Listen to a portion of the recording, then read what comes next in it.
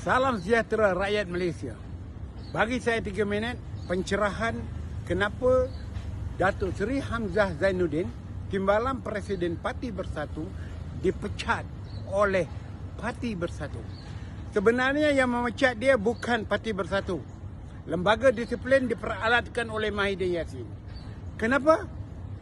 Kerana Hamzah Zainuddin hadir dalam beberapa siri perjumpaan pemimpin-pemimpin kerajaan dan juga pembangkang yang mempunyai kepentingan Melayu atau Parti Melayu.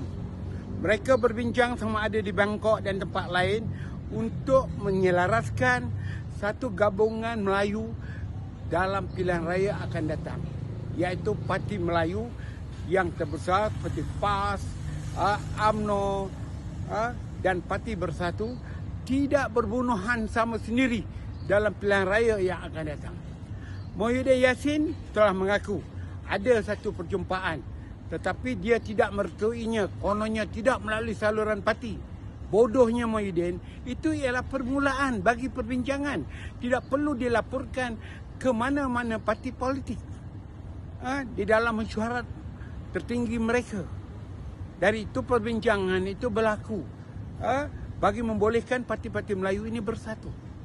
Dan Zahid Hamidi selaku Presiden UMNO pun mengaku bahawa ada perjumpaan di kalangan parti-parti Melayu ini dalam membincangkan soal bagaimana mereka tidak berlaga sama sendiri dalam pilihan raya tahun 2027 yang akhirnya merugikan orang Melayu dan orang lain mendapat faedahnya, atau kaum lain yang mendapat keuntungan.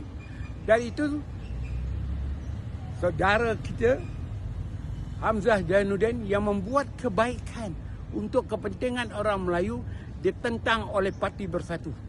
Inilah dia Parti Bersatu yang di mana di kalangan mereka masih lagi menyokong Mahidin Yassin. Mahidin Yassin ini tidak mahu penyatuan Melayu. Dia nak jadi Perdana Menteri balik supaya dia dapat membebaskan menantu dia dan diri dia sendiri. Sebab waktu saya jadi Setiausaha UMNO bahagian dalam satu mesyuarat, saya pernah memanggil diri dia paria. Kerana cakap berulang alik, bertukar-tukar, tidak konsisten, pendirian berubah. Dan inilah yang saya katakan pada tuan-tuan. Khasnya orang Melayu, tinggalkanlah Parti Bersatu.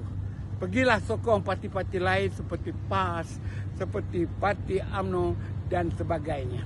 Supaya kita semua dapat satu kata hati dalam penyatuan bangsa Melayu dalam pilihan raya yang akan datang untuk kepentingan Melayu. Tinggalkanlah Mahidin Yassin itu, penyangak yang telah didakwa di mahkamah itu. Sekian, terima kasih.